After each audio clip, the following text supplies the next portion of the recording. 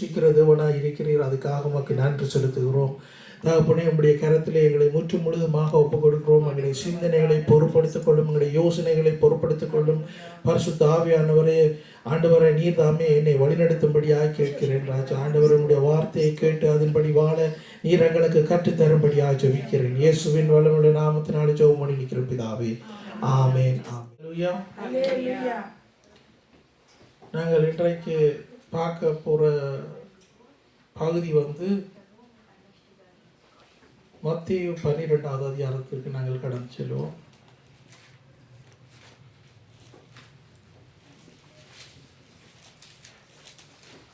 மத்தேயு 12வது அதிகாரத்திலே 50வது வசனம், கடைசி வசனம். பரலோகத்தில் இருக்கிற என் பிதாவின் சித்தத்தின்படி செய்கிறவன் எவனோ அவனே எனக்கு சகோதரனும் எனக்கு சகோதரியும் தாயுமாய் இருக்கிறான் என்றார். ஆமென். ஹல்லேலூயா. எத்தனை பேருக்கு விருப்பம் நாங்கள் இயேசுடைய சகோதரங்களாக இருக்க வேண்டும் சொல்லி? இயேசு எங்களை மீட்டு கொண்டிருக்கிறார். இயேசு எங்களுடைய ராஜாவாக இருக்கிறார். எங்களுடைய மீட்பராக இருக்கிறார். இப்படியாக நண்பராக இப்போ இந்த வார்த்தையில நாங்கள் வாசிக்கக்கூடியதாக இருக்கிறது. எங்களுடைய பெஸ்ட் ஃப்ரெண்ட் இயேசு கிறிஸ்து. எங்களுடைய பெஸ்ட் ஃப்ரெண்ட் இயேசு கிறிஸ்து. அவை உலகத்தில் ஒன்று சொல்லுவாங்க, உன்னுடைய நண்பனை காட்டு உன்னை பற்றி நான் சொல்லுவேன் என்று சொல்லுவாங்க. எங்களுடைய நண்பர் இயேசு கிறிஸ்துவா. நாங்கள் அவருடைய சுபாவங்களை உடையவராக இருப்போம். நாங்கள் அல்லேலூயா. ஆண்டவர் இயேசு கிறிஸ்துவை ஆண்டி வாழுகிற ஜனம் அவருடைய சுபாவங்களை உடையதாக இருக்கும். ஆண்டவர் இயேசு கிறிஸ்து என்ன செய்கிறார் என்றால், எங்களுக்கு ஒரு தன்னை போலவே தன்னுடைய சரீரத்தில் இருக்கிற அவருடைய சரீரத்தில் இணைந்திருக்கிறது போல அவர் எங்களுக்குள்ளே வாசம் செய்கிறது நிமித்தம் நாங்கள் அவராய் நாங்கள் மாறிக்கொண்டு வருகிறோம். அவருடைய விருப்பத்தின்படியே எங்களுடைய வாழ்க்கை அமைகிறது. எங்களுடைய சுபாவங்கள் நாங்கள் அப்படியே மாற்றி கொண்டு போகிறோம். ஆண்டவர் இயேசு கிறிஸ்து தன்னுடைய வார்த்தையினாலே எங்களை புடமிட்டு அதாவது பதப்படுத்தி வருகிற தேவனாக இருக்கிறார். ஹல்லேலூயா. இப்படியாக நாங்கள் பார்த்து கொண்டு போவோமா இருந்தால் 26வது அதிகாரம் மத்தேயுவிலே சொல்லப்படுகிறது 42வது வசனம். மறுபடியும் 2ஆம் தரம் போய், என் பிதாவே, இந்த பாத்திரம் நான் பானம் பண்ண ஒழிய இதை வாசிங்க. 26-42 மத்தேயுவிலே. மறுபடியும் 2ஆம் தரம் போய், என் பிதாவே, இந்த பாத்திரத்தில் நான் பானம் பண்ணினால் ஒழிய இது என்னை விட்டு நீங்க கூடாதாகில் உம்முடைய சித்தத்தின்படி ஆக கடவது என்று ஜெபம் பண்ணினார். ஆமென். ஆமென். ஹல்லேலூயா. இயேசு கிறிஸ்து போய் ஜெபிக்கிற ஜெபத்தை பாருங்கள். இந்த பாத்திரம் நான் பானம் பண்ணினாலே ஒழிய இது என்னை விட்டு நீங்க கூடாதாகில் உம்முடைய சித்தத்தின்படியே ஆக கடவது என்று ஜெபம் பண்ணினார். பாருங்கள், அந்த பாத்திரத்திலே பானம் பண்ணுறதுக்கு கூட நாங்களும் எங்களை ஒப்பு கொடுக்கிறோம். அவருடைய அந்த பாத்திரத்திலே நாங்களும் அவரோடு கூட அவர் பட்ட பாடுகளை நாங்களும் அதாவது ஏற்றுக்கொண்டு தேவன் இயேசு கிறிஸ்து என்ன செய்கிறார் என்றால், எங்களையும் அந்த பாத்திரத்திலே பானம் பண்ணுறதுக்கு எங்களுக்கு ஒரு வழியை அமைத்து இருக்கிறார். அதாவது நாங்கள் திருப்பந்தியிலே நாங்கள் கலந்து கொள்ளும் போது அவருடைய இரத்தத்தை நாங்கள் ஒரு மாதிரியாக நாங்கள் எடுத்துக்கொண்டு அதை நாங்கள் பானம் பண்ணி அவருடைய சரீரத்திலும் சரீரமாயும் இரத்தத்திலும் இரத்தமாயும் நாங்களும் அவரோடு கூட மாறிக்கொண்டு வருகிறோம். ஹல்லேலூயா. இது அவருடைய சித்தம், அவருடைய விருப்பமாக இருக்கிறது. இயேசு கிறிஸ்துவினுடைய விருப்பம் அதாக இருக்கிறது. அவருடைய விருப்பத்தை நாங்கள் செய்கிறோம். அவர் சொல்லுகிறார், இதை நீங்கள் செய்யுங்கள், நினைவு கூறுங்கள் என்று சொல்லி அவர் தன்னுடைய சீஷர்களுக்கு சொல்லிக் கொடுத்தது போல அவர் எங்களுக்கும் சொல்லிக் கொடுத்திருக்கிறார். நாங்களும் என்ன செய்கிறோம்? இயேசு கிறிஸ்துவின் விருப்பத்தை நாங்கள் செய்கிற பிள்ளைகளாய் நாங்கள் மாறி கொண்டே வருகிறோம் ஒவ்வொரு நாளும். அடுத்தது மத்தேயுவில் 7வது அதிகாரத்தில் 21வது வசனத்தை நாங்கள் பார்ப்போம். என்ன மாதிரி சொல்லப்படுகிறது? பரலோகத்தில் இருக்கிற என் பிதாவின் சித்தத்தின்படி செய்கிறவனே பரலோக ராஜ்யத்தில் பிரவேசிப்பானே அல்லாமல் என்னை நோக்கி கர்த்தாவே கர்த்தாவே என்று சொல்லுகிறவன் அதில் பிரவேசிப்பதில்லை. பாருங்கள், அவருடைய பிதாவுடைய சித்தத்தை தான் இயேசு கிறிஸ்து செய்கிறார். பிதாவுடைய சித்தத்தை செய்கிறது நிமித்தம் அவர் சொல்லுகிறார், பிதாவுடைய சித்தத்தை செய்கிறவன் தான் பரலோக ராஜ்யத்துக்கு பிரவேசிக்கலாம் என்று சொல்லி, என்னை நோக்கி கர்த்தாவே கர்த்தாவே என்று சொல்லுகிறவன் சொல்லுகிறவன் அதில் பிரவேசிப்பதில்லை. இந்த கர்த்தாவே கர்த்தாவே என்று சொல்லுகிறதும் அதுவும் அதிலேயும் இன்னொரு வசனம் எனக்கு ஞாபகம் வருகிறது. கடைசி நாட்களிலே சில பேர் வந்து ஆண்டவரை நோக்கி கர்த்தாவே கர்த்தாவே உம்முடைய நாமத்தினாலே நாங்கள் இதை செய்தோம், அற்புதங்களை செய்தோம், அதிசயங்களை செய்தோம் என்று சொல்லி ஆண்டவர் சொல்லுகிறார் நான் உங்களை அறியேன் என்று சொல்லி. அந்த ஜனங்களுக்குள்ளே நாங்கள் வந்து விடக்கூடாது, நாங்கள் அந்த ஜனங்களுக்குள்ளே நாங்கள் வந்து விடக்கூடாது என்று சொல்லி தேவனுடைய ராட்சியத்துக்குள்ளே நாங்கள் பிரவேசிக்கிற பிள்ளைகளாக இருக்க வேண்டும். அதன்படி நாங்கள் நடக்க வேண்டும் என்றால் நாங்கள் தேவனுடைய வார்த்தையிலே கண்ணும் கருத்துமாக இருக்க வேண்டும். அவர் என்னத்தை சொல்லுகிறார் ஒவ்வொரு நாளும் நாங்கள் ஒவ்வொரு ஞாயிற்றுக்கிழமை சர்வீஸுக்கு வர்றது, ஞாயிற்றுக்கிழமை ஆலயத்துக்கு வருகிறது. இது வந்து கிறிஸ்தவர்களுக்கு ஒரு ட்ரெடிஷன், கிறிஸ்தவர்களுக்கு ஒரு வழக்கமாக இருக்கிறது. ஆனால் ஞாயிற்றுக்கிழமை தோறும் ஆலயத்துக்கு வந்து என்னத்தை நான் என்ன எனக்கு பிரயோஜனம் என்று பார்ப்போமா என்றால் அது வந்து தேவனால் அமைக்கப்பட்ட ஒரு வழியாக இருக்கிறது. தேவனால் அமைக்கப்பட்ட ஒரு வழி. இப்போ நாங்கள் உதாரணத்துக்கு முஸ்லிம்களை எடுப்போமா இருந்தால் அவர் 5 தரம் அவர்கள் தொழுகுவார்கள். அவர்கள் 5 தரம் தொழுகிறதுக்கு 5 தரம் ஜெபிக்கிறதுக்கு போவார்கள். கிறிஸ்டியன்ஸை நாங்கள் எடுப்போமா இருந்தால் கிறிஸ்டியன்ஸ் வந்து அந்த 5க்கும் மேல் மிச்சமாக தொழ வேண்டும் தேவனை. விளங்குதா? கிறிஸ்டியன்ஸ் வந்து 5 நேரம் என்று சொல்லக்கூடாது, எந்த நேரமும் ஆண்டவருடைய சிந்தனையாக இருக்கிற பிள்ளைகளாக இருக்க வேண்டும். ஆனால் சில கிறிஸ்டியன்ஸ் எடுப்போம் வேண்டாம், விடிய கிளம்புற ஒருக்கா ஜெபிக்கிறது, இரவு படக்கைகளை ஜெபிக்கிறது, தேவைகள் வர்ற நேரம் ஜெபிக்கிறது. இல்லாட்டி மற்றவர்கள்கிட்ட சொல்லுவாங்க எங்களுக்கு இப்படி தேவையாக இருக்குது நீங்கள் ஜெபிங்கன்னு சொல்லி. இதில் ஒரு பிரச்சனையும் இல்லை, மற்றவர்கள்ட்ட சொல்லி ஜெபிக்கிறதில்ல. ஆனால் எங்களுடைய ஜெபங்களை நாங்கள் குறைச்சி கொள்ளக்கூடாது, கூட்டிக் கொள்ள வேண்டும். என்னத்துக்கு அப்படி சொல்லப்படுகிறேன்னா அந்த ஜெபங்கள் தான் அந்த ஊழியங்களை அந்த குடும்பங்களை தாங்குகிற தூணாக அமைக்கப்படுகிறது, அஸ்திவாரமாக அமைக்கப்படுகிறது. அப்போ நாங்கள் ஊழியத்துக்கு நாங்கள் வழி கிடைக்கல, நாங்கள் ஊழியத்துக்கு போவோம்னு சொல்லி வழி கிடைக்கல. நாங்கள் உடனே இறங்கி ஊழியம் செய்கிறதுக்கு முதல் எங்களுக்குள்ள இருக்கிற ஆவியானவர் எங்களுக்கு உணர்த்துவார், ஜெபி, நீ போகிறதுக்கு முதல் ஜெபி, நீ போகிறதுக்கு முதல் சில காரியங்களை ஆண்டவர் எங்களுடைய வாழ்க்கையில். இப்போ நாங்கள் ஒரு வேலையை தேடி நாங்கள் அப்ளிகேஷனை போட்டு அந்த வேலைக்காக நாங்கள் போகிறோம், போஸ்ட் லாங்குவேஜ் ப்ரைஸ் இதுகளுக்கெல்லாம் நாங்கள் போய்க்கல. Dann haben wir eine innere Stimme, die uns dann auch sagt, bete vorher. Bete, dass das alles gut geht. Unsere Glaube muss so stark sein, dass wir beten und darauf hoffen und dass das uns zugute kommt. அதாவது நாங்கள் என்னுடைய விசுவாசம் வந்து இப்படியாக உறுதியாக இருக்க வேண்டும். நாங்கள் ஜெபித்து நாங்கள் அதை பெற்றுக்கொள்ளுவோம் என்ற ஒரு உறுதியோடு கூட நாங்கள் புறப்பட்டு செல்லுகிறவர்களாக இருக்க வேண்டும். எந்த காரியம் என்றால் தேவனுடைய சித்தத்தை நான் கேட்பேனா இருந்தால் ஆண்டவர் எனக்கு அதை தருவார். எங்களுடைய வாழ்க்கையெல்லாம் எங்களுக்கு கொடுக்கப்பட்ட வாழ்க்கை இவ்வளவுதான் என்றால் அந்த வாழ்க்கையிலே ஆண்டவர் எல்லாவற்றையும் செய்து முடிச்சுட்டாருன்னு தான் வசனம் சொல்லுது. நாங்கள் தான் அதை பெற்றுக்கொள்ளிக்கல. ஒவ்வொரு நாளும் நாங்கள் எங்களுக்கு தேவைகள் வரைக்கல ஆண்டவரிடத்தில் நாங்கள் ஜெபித்து நாங்கள் பெற்றுக்கொள்கிறோம். பெற்றுக்கொள்ளிக்கல ஆண்டவர் எங்களுக்கு அதை தருகிறவராக இருக்கிறார். அப்போ நாங்கள் என்ன இருக்கிறோம், அவருடைய ஃப்ரெண்ட்ஸ். அதாவது இயேசு கிறிஸ்து எங்களுக்கு ஃப்ரெண்டாக இருக்கிறார். நாங்கள் இயேசு கிறிஸ்துவை எங்களுடைய வாழ்க்கையில் சில வழியில் அவர் பரிசுத்தர் என்ற ரீதியில் அவர் பரிசுத்தர் தான். அந்த ரீதியில் நாங்கள் சில வழியில் எங்களுடைய வாழ்க்கையில் நாங்கள் அவருக்கு ஒரு உண்மையாகவே முதல் இடத்தை நாங்கள் கொடுத்து வைப்போம். அது சரி, அதில் பிழை ஒன்றும் இல்லை, அப்படியாகத்தான் இருக்க வேண்டும். ஆனால் அவர் எனக்கு சில நேரத்தில் அவர் எனக்கு நண்பனாய ஒரு நல்ல ஒரு என்னுடைய உறவிலே நல்ல நெருங்கிய ஒரு நண்பனாக இருக்கிறார், என்னோட சகோதரமாக இருக்கிறார், என்னோட நல்ல நெருங்கிய ஒரு சகோதரனமாக இருக்கிறார். அதை கூட நாங்கள் அப்படியாக கூட நாங்கள் எடுத்துக்கொள்ளத்தான் வேணும். அதில் என்னென்றால் நாங்கள் அந்தந்த நேரத்தில் அந்தந்த சிச்சுவேஷனில் உண்மையாகவே நாங்கள் அவரோடு நாங்கள் உறவு கொண்டாடுகிறோம். நாங்கள் உறவு கொண்டாடி அவரை எனக்குள்ளே எடுத்துக்கொள்கிறோம். அப்படியாக ஒரு நெருங்கிய ஒரு நண்பனாக, ஒரு நெருங்கிய என்னுடைய சகோதரமாக, என்னுடைய மூத்த சகோதரனாக என்று சொல்லப்பட்டிருக்கிறது வசனத்தில் கூட. அப்போ என்னுடைய மூத்த சகோதரனாக நான் இந்த வசனங்களை தியானிக்கு கொண்டு போகும்போது உண்மையாகவே இன்னும் ஒரு என்னென்னு சொல்லலாம், இன்னொரு பகுதி ஆண்டவர் எங்களை காட்டுகிறார்.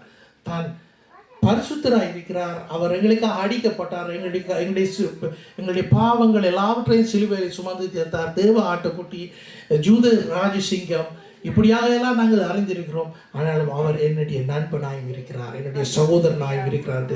நாங்கள் அதில் கூட நாங்கள் சந்தோஷம் கொண்டாட வேண்டும். ஹல்லேலூயா. நாங்கள் அப்போஸ்தலரிலே நாங்கள் ஒரு வசனத்தை பார்ப்போம். அப்போஸ்தலர் 9வது அதிகாரம் 17வது வசனம்.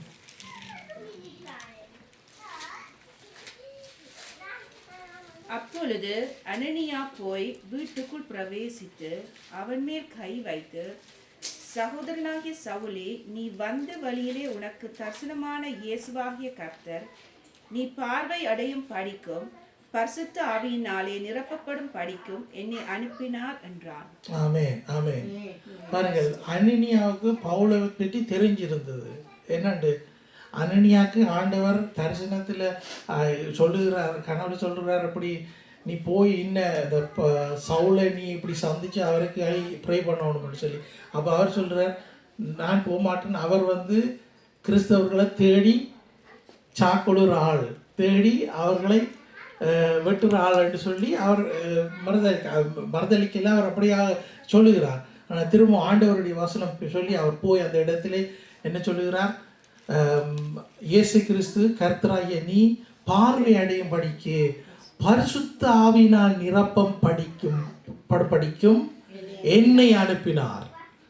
பாருங்க, இயேசு கிறிஸ்து வருகிறார், பிதா எங்களுக்கு காட்டப்படுகிறது. நாங்கள் அதுக்கு முதல் வாசித்த வாசத்தில் இப்போது கூட பரிசுத்த ஆவியானவரும் கூட அவர் 3 பேரும் கூட இந்த இடத்திலே வருகிறார்கள். பாருங்கள், இப்படியாக கொடுக்கப்படுகிறது அனனியாக்கு அந்த இடத்துல அந்த வசனத்தை அவர் சொல்லி, பவுல் 3 நாள் அவர் என்ன செய்தார், கண்ணை மூடிப்பட்டு தன்றது, அவருடைய கண் திறக்கப்பட்டது. அதுக்கு பிறகு அவருடைய வாழ்க்கை முற்றிலும் மாறப்பட்டது.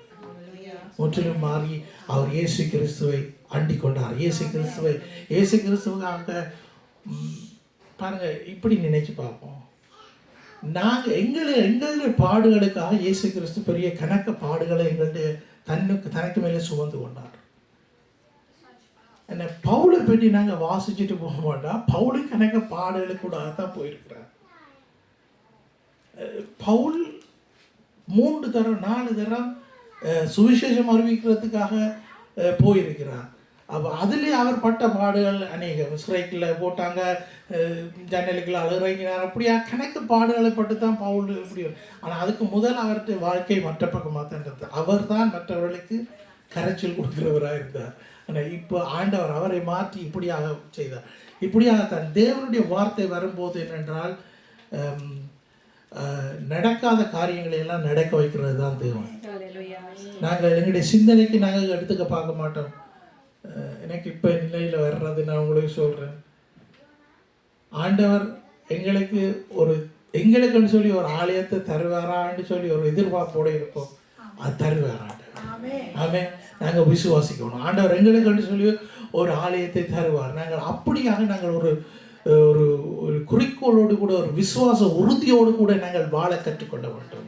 ஹல்லேலூயா. நாங்கள் அடுத்த வசனத்தை நாங்கள் பார்ப்போம். யோவான் 7வது அதிகாரம் 17வது வசனம் எப்படியாக சொல்லுகிறதுன்னு பார்ப்போம்.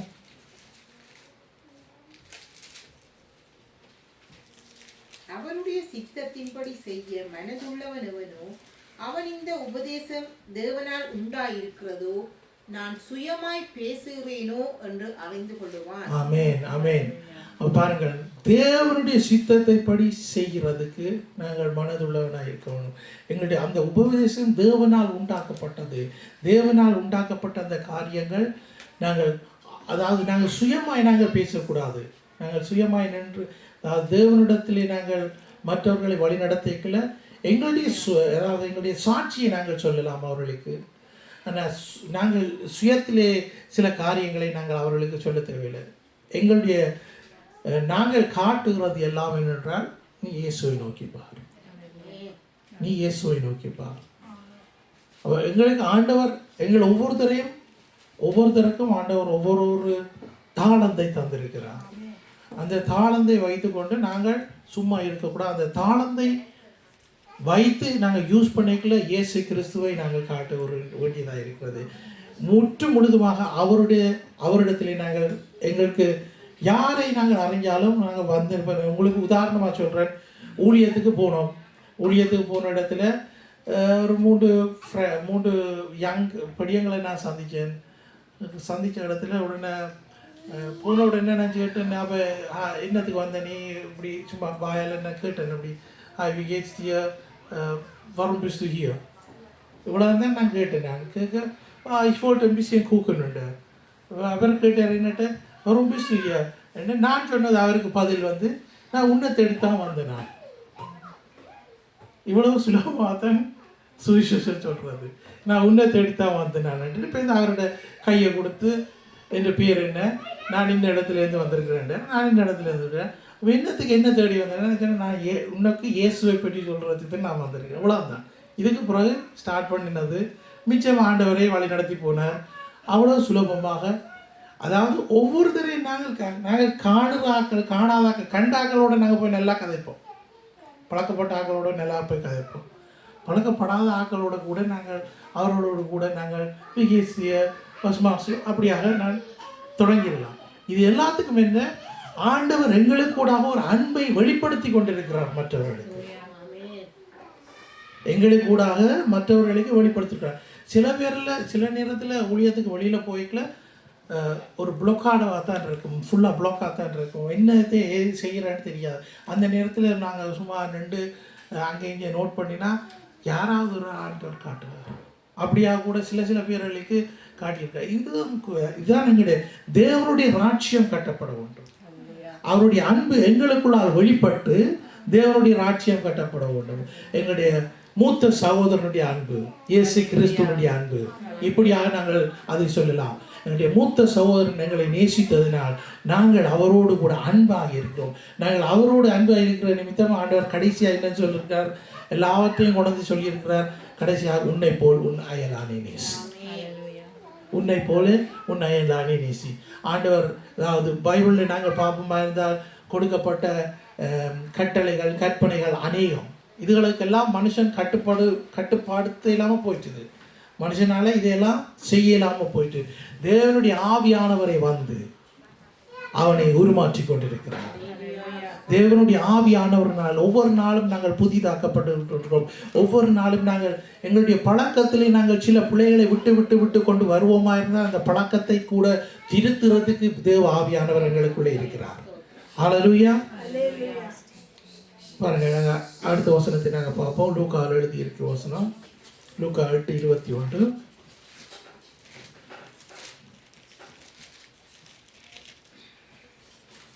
அதற்கு அவர், தேவனுடைய வசனத்தை கேட்டு அதன்படி செய்கிறவனோ அவனே எனக்கு தாயும் சகோதரனுமாய் இருக்கிறார். இது இயேசு கிறிஸ்துவ என்ன நேரத்தில் இயேசு கிறிஸ்து பிரசங்கம் பண்ணி கொண்டு கேட்கல, தாயும் சகோதரனும் அந்த இடத்துல அவர்கள் சொல்லுகிறார்கள், உங்களுடைய தாயும் சகோதரனும் வந்திருக்கிற இடத்துல அந்த நேரத்தில் இயேசு கிறிஸ்துவானவர் கொடுக்கிற பதில் இப்படியாக இருக்கிறது, என்னுடைய வசனத்தை கேட்டு அதன்படி செய்கிறவர்களே. அப்போ நாங்கள் உண்மையாகவே ஆண்டவருக்கு நாங்கள் ஒரு இயேசு கிறிஸ்துக்கு ஒரு சகோதரனா, ஆண்டவர் இயேசு கிறிஸ்து எனக்கு ஒரு மூத்த சகோதரனாக இருக்கிறார். அதை கூட நாங்கள் எங்களுடைய வாழ்க்கையிலே நாங்கள் அப்பியாயப்படுத்தி கொள்ளலாம். அதை கூட நினைத்து அதன்படி அப்போ நோமலாக தமிழ் கல்ச்சரில் எங்களுக்கு தெரிஞ்ச இப்போ எங்களுடைய கல்ச்சரில் நாங்கள் எடுப்போமா இருந்தால் மூத்த சகோதரனுக்கு ஒரு மதிப்பு ஒன்று இருக்கு. மூத்த சகோதரன் சொல்றத சின்னாக்கள் கேட்பினோம். மூத்த சகோதரன் அவர் தான் வழிகாட்டியாகவே இருப்பார். என்னத்துக்கு? அந்த குடும்பத்தில் இருக்கிற சின்ன ஆக்களுக்கு. இப்படியான இதுகளெல்லாம் நாங்கள் அறிஞ்சிருக்கிறோம். இப்படிப்பட்ட வசனங்கள் எல்லாம் இப்படிப்பட்ட இதெல்லாம் நாங்கள் அறிஞ்சிருக்கிறோம். இதன்படி நாங்கள் பார்ப்போமா இருந்தால் எங்களுக்கு மூத்த சகோதரனாக இருக்கிற இயேசு கிறிஸ்து சொல்லுகிறதை நாங்கள் தட்டிட்டு போகக்கூடாது. நாங்கள் கேட்கணும், நாங்கள் கீழ்ப்படிய வேண்டும், நாங்கள் கீழ்ப்படிந்து நடக்க கற்றுக்கொள்ள வேண்டும். பாருங்கள், இதாவது யூரோப்பில் வளர்ந்து வர்ற பிள்ளைகள், பிறந்து வர்ற பிள்ளைகள், இவர்களுக்கெல்லாம் மற்றவர்களை ஏதாவது கனம் பண்ணுகிறது. இன்றைக்கு வரைக்குள்ள கூட நாங்கள் இந்த கனம் பண்ணுகிறத பற்றி தான் நாங்கள் கழிச்சிட்டு வந்தோம். இந்த கொரோனாக்கு பிறகு நாங்கள் அது ஒரு உண்மையாகவே ஒரு வெறுசாக இருக்குது. இந்த ஆக்களுக்கு கையை கொடுத்து ப்ரைஸில் சிஸ்டர்னு சொல்கிறது அது இல்லாமல் இருக்கிறது ஒரு ஒரு ஒரு டிஸ்டர்பாக இருக்குது. அது எனக்கு அப்படி இருக்குது. ஆனால் 1-2 பேருக்கு நான் கொடுக்குறேன் தான். ஆனால் அது திருப்பமாக நாங்கள் கொண்டாடுறது நல்லது. என்னென்னா அதிலே ஒரு அன்பு வெளிப்படுகிறது. உண்மையாகவே ஒருவர் நாங்கள் நேசிக்கிறோம், கிறிஸ்துவுக்குள்ளாக நேசிக்கிறோம். எனக்கு இப்போ ஞாபகத்தில் வர்ற வசனம் வந்து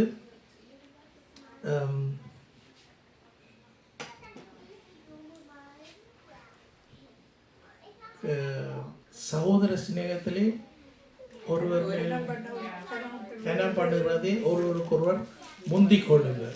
ரோமரில் இருக்க நினைக்கிறேன். உங்கள் அன்பு மாயமற்றதாக தீமையவற்று நன்மையை பற்றி கொண்டிருங்கள். சகோதர சிநேகத்திலே ஒருவர் மேல் ஒருவர் பட்சமாயிருங்கள். கனம் பண்ணுறதிலே ஒருவருக்கொருவர் முந்திக் கொள்ளுங்கள். கனம் பண்ணுறதுல ஒருவருக்கொருவர் முந்திக் கொள்ளணும். நார்மலாக சின்ன ஆக்களுக்கு சொல்கிறேன், வளர்ந்து வர்ற பிள்ளைகளுக்கு சொல்கிறேன், பின்னே கிண்டர் ஸ்டூண்டை எடுத்துக்கொண்டு இருக்கிற பிள்ளைகளுக்கு சொல்கிறேன், கிண்டர் ஸ்டூண்டில் இருக்கிற பிள்ளைகளுக்கு சொல்கிறேன்.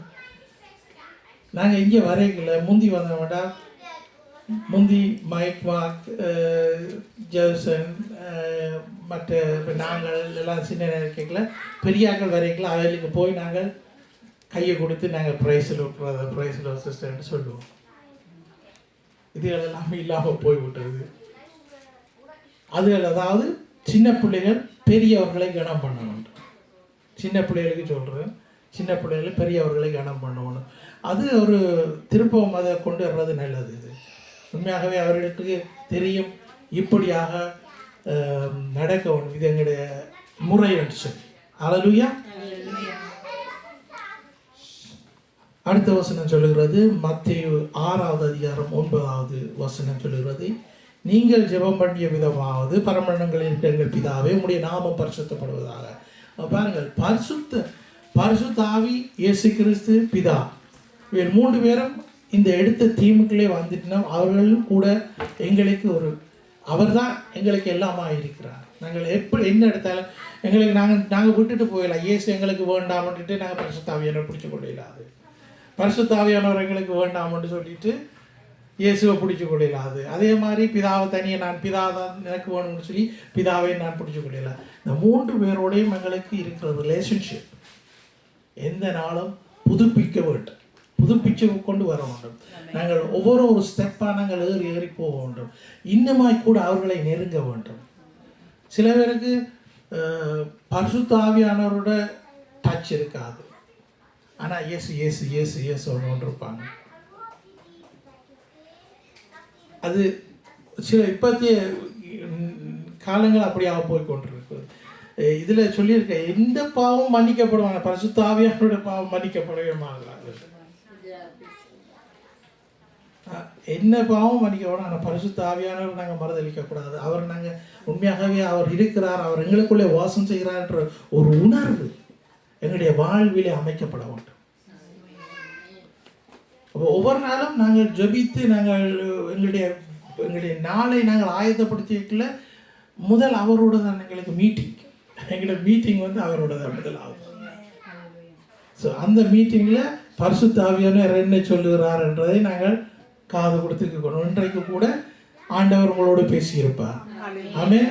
வசனங்களும் கூட எங்களோடு பேசியிருப்பார். யாராவது வந்து உங்களுக்கு சொல்லியிருப்பா இப்படி என்று சொல்லி. அது மாத்திரமல்ல, பரிசுத்த ஆவியானவரை உங்களுக்கு கனவுகள் ஊடாய் உங்களோடு பேசியிருப்பார். அல்லேலூயா. இப்படியாக நாங்கள் தொடர்ந்து தேவனுடைய வார்த்தையிலே நாங்கள் வாழுகிறவர்களாய் மாற வேண்டும். கடைசியாக இந்த வசனத்தை நாங்கள் வாசிப்போம். 6வது அதிகாரம் 7வது வசனம்.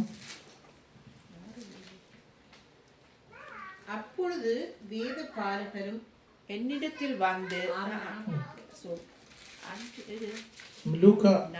என்னிடத்தில் வந்து என் வார்த்தைகளை கேட்டு அவைகளின்படி செய்கிறவன் யாருக்கு ஒப்பாயிருக்கிறான் என்று உங்களை காண்பிப்பேன். ஆமென்.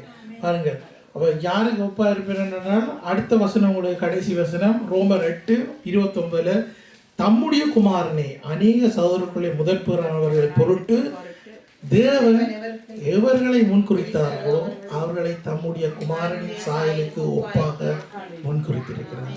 ஹல்லேலூயா. தேவன் எங்களை முன்குறித்திருக்கிறார். அவர் எங்களை அதாவது அவரை போல எங்களை சேர்த்து கொண்டிருக்கிறார். இந்த வசனத்தை நாங்கள் திரும்ப நாங்கள் படிப்போம். ரோமர் 8:29. நம்முடைய குமாரன் அநேக சகோதரருக்குள்ளே பேரானவராய் இருக்கும் பொருட்டு தேவன் எவர்களை முன்னறிந்தாரோ அவர்களை தமது குமாரனுடைய சாயலுக்கு ஒப்பாய் இருப்பதற்கு முன்குறித்திருக்கிறார். தேவனுடைய குமாரனுடைய சாயலுக்கு ஒப்பா இருக்கிறதுக்கே எங்களை முன்குறிச்சிருக்கிறார். இதுதான் தேவனுடைய சித்தம். அவருடைய நாங்கள் ஆவி ஆத்துமா சரீரத்திலே நாங்கள் இயேசு கிறிஸ்துவாக மாற வேண்டும். நாங்கள் சபைக்கு நாங்கள் ஒவ்வொரு நாளும் நாங்கள் ஒவ்வொரு முறையும் நாங்கள் சபைக்கு வந்து போய்க்கல da funktioniert, also da entwickelt sich ein Lebensstil, wie wir an Gott glauben sollten. அதாவது நாங்கள் சபைக்கு வருகிறது சர்வசாதாரணமாக எடுத்துக்கொள்ளக்கூடாது. சபைக்கு வந்து அந்த ஐக்கியத்திலே இணைந்து வளர்ந்து வருகிறது என்னவென்றால் அவர் சாயலாய் நாங்கள் மாறிக்கொண்டு வருகிறோம். அவருடைய சாயலாய் நாங்கள் மாறிக்கொண்டு வருகிறோம். பாருங்கள், அப்போ தூரத்தில் நின்று கொண்டு இல்லாட்டி இப்போ நாங்கள் யூடியூப்பில் நாங்கள் இதுகளை சில பேர் பார்த்து கொண்டு இருப்பினோம் அவ்வளோத்தோட எங்களோட இது போக மாட்டோம். அது கொஞ்சம் கஷ்டம். சில பேர் தடையில் நின்று, சில பேருக்கு வர்றது கஷ்டம். வயசானவர்கள் அவர்கள் யூடியூப்பில் இதுகளை எடுத்துக்கொள்கிறது, அதில் பிரச்சனை இல்லை. ஆனால் சில பேர் வர்றதுக்கு இயலும், ஆனால் யூடியூப் தான் அவைகளுக்கு சண்டே சர்வீஸ். அப்படியே இருக்கக்கூடாது. ஐக்கியத்திலே நாங்கள் இணைய வேண்டும். தேவனுடைய சபையின் ஐக்கியத்தில் இணைய வேண்டும். சபையின் ஐக்கியத்தில் இணையும் போது ஆண்டவர் எங்களை தனக்கு ஏற்ற மாதிரி எங்களை பக்குவப்படுத்தி கொண்டு வருகிறார். ஹல்லேலூயா. நாங்கள் எழுந்து நின்று நாங்கள் ஜெபம் செய்வோம். தேவன் தந்த வார்த்தைகளுக்காக நாங்கள் அவருடைய சாயலாய் மாறிக்கொண்டு வருகிறோம்.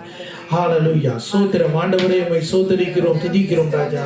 பரிசுத்தரே உம்மை சோதரிக்கிறோம். தேவாதி தேவனை உமக்கு நன்றி செலுத்துகிறோம். சர்வ வல்லவரே உம்முடைய சாயலாக எங்களை நீர் மாற்றுகிறதுக்காக உமக்கு நன்றி செலுத்துகிறோம். ஆண்டவரே, நீர் எங்களுக்கு மூத்த சகோதரனாய் இருக்கிறதுக்காக நன்றி. ஆண்டவரே, நீர் எங்களை ஆண்டவரை உம்முடைய சாயலாக மாற்றி கொண்டு வருகிறதுக்காக நன்றி செலுத்துகிறோம். இதோ குயவன் கையிலே இருக்கிற களிமண்ணை போல எங்களை ஆண்டவரே உமக்கு ஏற்றபடி வணைந்து வருகிறதுக்காக உமக்கு நன்றி செலுத்துகிறோம். தகப்பனே, உம்முடைய கரத்திலே எங்களை முற்றும் முழுதுமாக சபையாக ஒப்பு கொடுக்கிறோம், பிள்ளைகளாக ஒப்பு கொடுக்கிறோம் ராஜா, முதியவர்களாக நாங்கள் ஒப்பு கொடுக்கிறோம் சுவாமி. ஆண்டவரே, இந்த சபையை நீர் பக்குவப்படுத்தும், நீர் வணைந்து கொள்ளும். ஆண்டவரே, உமக்கு சித்தமானபடி ஒவ்வொருத்தரையும் ராஜா நீர் வணைந்து கொள்ளும்படியாக ஜெபிக்கிறோம் ராஜா. ஆண்டவரை, சிறியவர்கள் தொட்டு சுவாமி பெரியவர்கள் வரை ராஜா ஆண்டவரை உம்முடைய சித்தத்தின்படி அவர்களை நீர் வழி நடத்தும்படியாக ஜெபிக்கிறோம். ஆண்டவரே, உம்முடைய வார்த்தை ஆகிய ஆண்டவரே கர்த்தாயே நீர் தாமே எங்களை ஆண்டவரே உம்முடைய வார்த்தை கூடாய் ராஜா நீர் எங்களை பலப்படுத்துறதுக்காக நன்றி செலுத்துகிறோம். ஆண்டவரே, உம்முடைய கரத்திலே எங்களை முற்றும் முழுதுமாக ஒப்பு கொடுத்து ஜெபிக்கிறோம். எங்களை பொறுப்படுத்திக் கொள்ளும் சுவாமி. இயேசு கிறிஸ்துவின் வல்லமுள்ள நாமத்தினாலே ஜெபம் பண்ணி நிற்கிற பிதாவே. ஆமென், ஆமென், ஆமென்.